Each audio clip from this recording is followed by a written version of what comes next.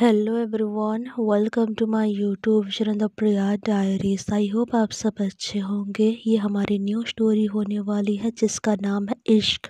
ये उसका एपिसोड 1 होने वाला है। अगर आप सबको स्टोरी पसंद आए तो वीडियो को लाइक करें, शेयर करें एंड कमेंट में ज़रूर बताइएगा कि आपको स्टोरी कैसी लगी। एंड चैनल को सब्सक्राइब करना मत भूलिएगा। चलिए हम चलते हैं हमारी स्टोरी की तरफ। स्टोरी स्टार्ट करने से पहले हमारी स्टोरी की मेन लीड कैरेक्टर और उनकी फैमिली के बारे में बता देती हूँ। Mehra family, Ashish Mehra head of the family, Sunita Mehra इनकी वाइफ, इनकी 2 बेटियां हैं। बड़ी बेटी का नाम है कियारा मेहरा, इनकी एज है 23 इयर्स। दिखने में तो काफ़ी ज़्यादा शांत बट बिल्कुल ओपोजिट है ये। गुस्सा इनको बहुत ज़्यादा आता है। अगर एक बार गुस्सा आ जाए तो कोई भी इनका गुस्सा जल्दी शांत नहीं कर पाता। और दिखने में तो काफ़ी ज़्यादा ब्यूटीफुल है ये। और इनकी हाइट 5.6 है। दुनिया के सामने तो ये एक फेमस मॉडल है, बट इनकी और एक पहचान है, वो आपको बाद में पता चल जाएगी। इनकी एक छोटी बहन है, उनका नाम है Khushi Mehra, age 20 years old. Ashish Mehra, Mehra group of industries के सीईओ। वो चाहते हैं कि उनकी बेटी कायरा उनका बिजनेस संभाले।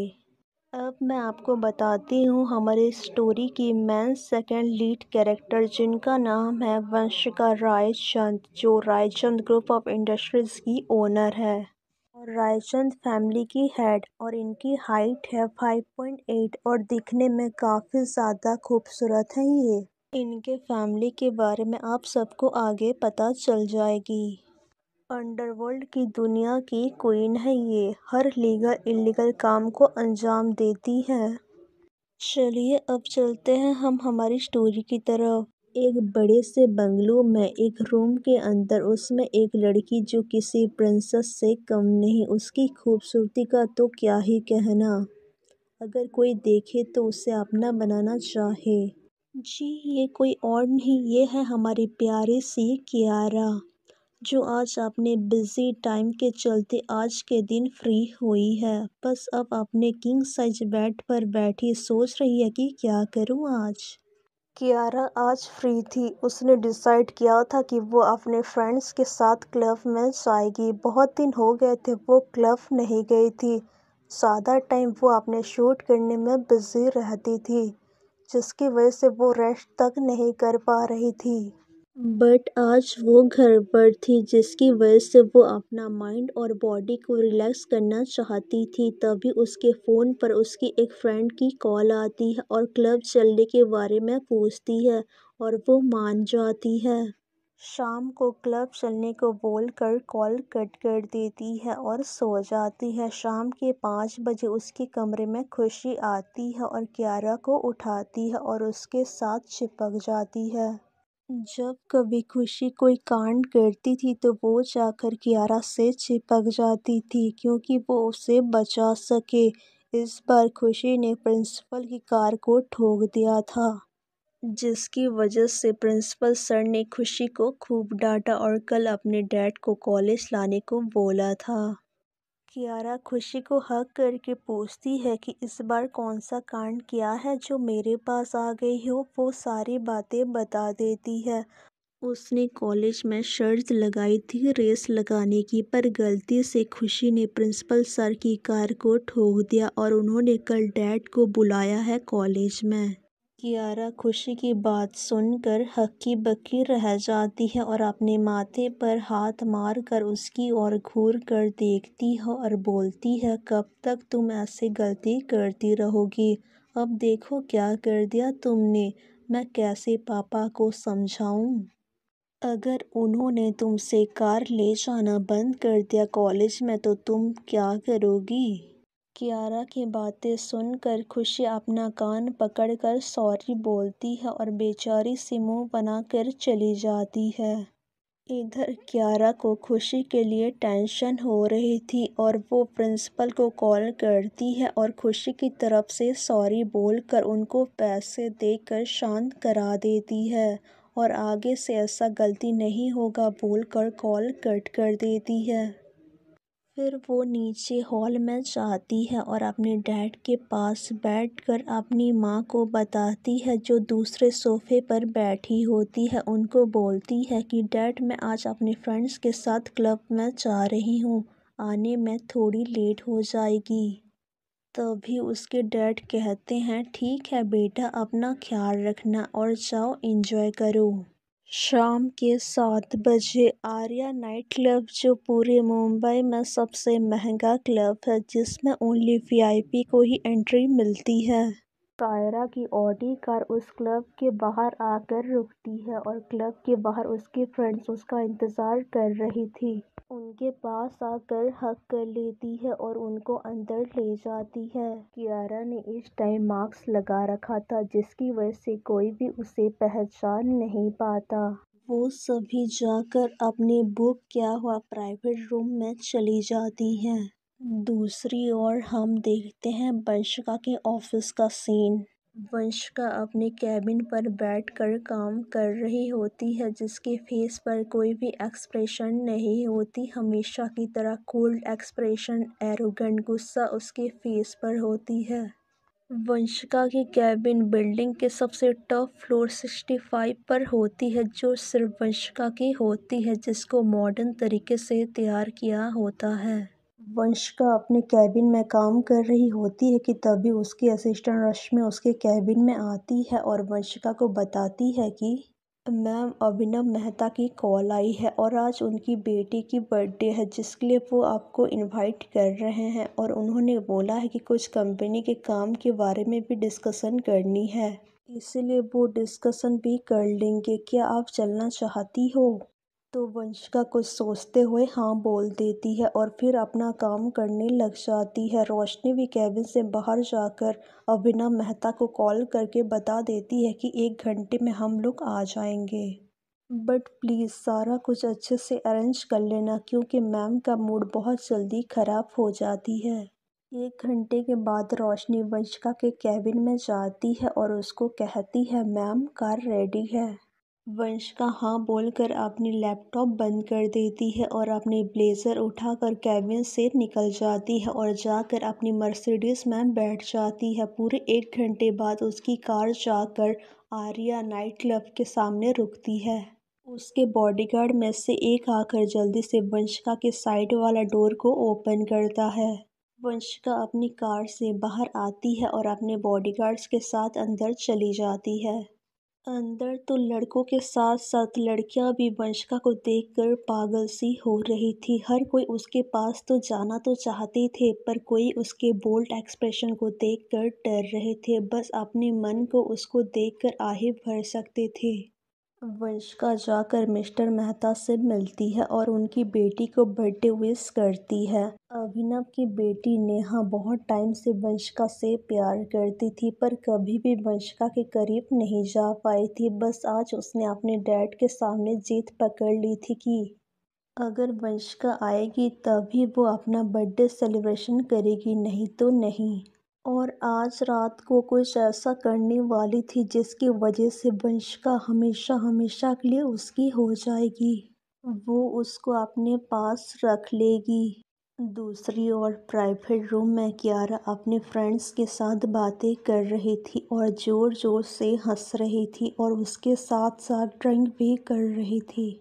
बट जब वंशिका उस रूम के आगे से निकल कर जा रही होती है कि तभी वो किसी लड़की की मीठी सी हंसने वाली आवाज़ को सुनती है, जिससे सुनकर उसके पैर वहीं रुक जाते हैं। वंशिका तो बस उस आवाज़ में खो जाती है। रश्मि के बुलाने से वो अपने होश में आती है और अपने मन में सोचती है, मुझे क्या हो गया था। फिर वो अपने फेस पर वही कोल्ड एक्सप्रेशन लेकर मिस्टर मेहता के बुक किए हुए प्राइवेट रूम में चली जाती है, जहाँ पर और भी कुछ लोग उसकी वेट कर रहे थे। वंशिका उस प्राइवेट रूम के एक सोफे पर जाकर बैठ जाती है किसी क्वीन की तरह। जो मिस्टर मेहता होते हैं वो वंशिका से बोलते हैं, मिस वंशिका रायचंद, क्या अब आप डील के पेपर पर साइन हो जाएगी? तो वंशिका उन्हें देखकर अपनी नज़रें वापस रोशनी की तरफ कर देती है। रोशनी वंशिका का इशारा समझकर कुछ पेपर सभी को दे देती है पढ़ने के लिए। सभी लोग जब पेपर्स पढ़ते हैं तो वंशिका की दी हुई सारी शर्तें मान जाते हैं और डील के पेपर पर साइन कर देते हैं। फिर एक वेटर आता है जो 2 बोतल रेड वाइन की रखकर चला जाता है और जल्दी से सभी को सर्व कर देता है। जैसे ही वो देखता है कि वंशिका अपने फ़ोन में बिज़ी है तो वो जल्दी से वाइन के ग्लास में कुछ मिला देता है। फिर वो वेटर वंशिका को वो ग्लास दे देता है। वंशिका वाइन पी लेती है। वाइन पीने के आधे घंटे के बाद वंशिका को पता चलता है कि कुछ तो गड़बड़ है, इसलिए वो सभी को रेस्ट करने का बोलकर वहाँ से अपने प्राइवेट रूम में, जो उसने पहले ही बुक किया होता है, उसमें चली जाती है। उस रूम में जाने के बाद वंशिका सीधा वॉशरूम में चली जाती है और शावर के नीचे खड़ी हो जाती है। इधर कियारा भी अपने फ्रेंड्स को बोलती है कि अब मैं बहुत पी ली है और कल मुझे शूट के लिए भी जाना है, इसलिए अब मुझे रेस्ट करना है। और उसके बाद वो वहाँ से उठकर अपने रूम में जाने लगती है। जैसे ही वो अपने रूम में जाने वाली होती है कि वो अपने रूम का नंबर भूल जाती है और अपने रूम नंबर 1204 के जगह रूम नंबर 1208 में चली जाती है। कियारा जब उस रूम में जाती है तो चारों तरफ अंधेरा ही अंधेरा होता है। वो वहीं खड़ी हो जाती है। तभी वॉशरूम का डोर खुलता है और तभी एक काफ़ी हॉट सी लड़की वॉशरूम से बाहर आती है। उस लड़की ने बाथरोब पहन रखी होती है। ये लड़की कोई और नहीं, ये होती है हमारे प्यारे से वंशिका। वंशिका टॉवल से अपने बालों को सुखा रही होती है कि जैसे ही उसे एहसास होती है कि उसके कमरे में कोई और है तो वो पीछे मुड़कर देखती है तो वहाँ उससे एक लड़की दिखाई देती है। वंशिका को बिल्कुल भी पसंद नहीं थी कि कोई भी उसके बिना परमिशन के उसके कमरे में आए। वंशिका उस लड़की की तरफ बढ़ने लगती है तो उसके दिल की धड़कन तेज हो जाती है और धीरे धीरे उसकी तरफ जाने लगती है। जैसे ही वो उस लड़की के पास पहुंचती है तो उस लड़की की खूबसूरती को देखकर खो सी जाती है, लेकिन वो अपने आप को कंट्रोल नहीं कर पाती और कियारा की कमर पर अपना हाथ रख कर उससे अपने पास खींच लेती है और बिना एक पल भी गवाए उसके नर्म होठों पर अपने होठ रख देती है और उससे किस करने लग जाती है। वंशिका जब कियारा को किस कर रही थी तो कियारा भी अब वंशिका को पूरा साथ दे रही थी। वंशिका किस करना स्टॉप कर देती है और उससे कहती है, बेबी तुम आई तो हो अपनी मर्जी से, पर अब जाओगी मेरी मर्जी से। कियारा तो वंशिका के टच से पागल हो रही थी और अपने हाथों को पीछे ले जाकर वंशिका के बालों को सहला रही थी। वंशिका धीरे धीरे उसको बेड पर ले जाती है और एक ही झटके में बेड पर लेटा कर उसके ऊपर आ जाती है और एक दूसरे के प्यार में खो जाते हैं। किस के साथ साथ दोनों बाइट भी कर रहे थे। वंशिका अपने बाथरोब को उतार कर फेंक देती है और साथ साथ उसकी नेक पर बाइट भी कर रही होती है। वंशिका के हाथ उसकी बॉडी पर चल रहे होते हैं। कुछ टाइम बाद दोनों थक कर एक दूसरे के बाहों में सो जाते हैं। सुबह का वक्त था जब वंशिका और कियारा दोनों ही सो रहे थे। कियारा की नींद खुल जाती है। कियारा की बॉडी में बहुत ज़्यादा पेन हो रही थी। जब वो उठने की कोशिश कर रही होती है तो उससे अपनी कमर पर कुछ भारी सा कुछ महसूस होती है। कियारा जब अपनी कमर पर किसी का हाथ देखती है तो वो शॉक हो जाती है और अपने साथ दूसरे साइड सोई हुई लड़की को देखती है तो वो और ज़्यादा शॉक हो जाती है, क्योंकि जिसके साथ उसने रात बिताई है वो कोई और नहीं, वो है वंशिका रायचंद। कियारा जल्दी से वंशिका के हाथ को अपनी कमर से हटाती है और उठकर अपने कपड़े पहनकर उस रूम से बाहर चली जाती है। कियारा को अपने पूरे बॉडी में बहुत ज़्यादा पेन महसूस हो रही थी। वो जल्दी से जाकर अपने बुक किए हुए रूम में जाती है और सीधा वॉशरूम में फ्रेश होने लग जाती है। शावर के नीचे उसको बार बार वंशिका का चेहरा याद आ रही होती है। वो अपने पूरे शरीर को देखती है जहाँ पर वंशिका के दांतों के काटने का निशान थे। वो अपने बॉडी को टॉवल से साफ करती है और बाथरोब पहनकर वॉशरूम से बाहर आ जाती है और बेड पर लेट जाती है। उससे अब अच्छा फील हो रहा था। कियारा के फ़ोन पर उसकी माँ की कॉल आती है। वो उससे पूछती है कि बच्चा कहाँ पर हो तुम, कल रात को घर वापस नहीं आई हो।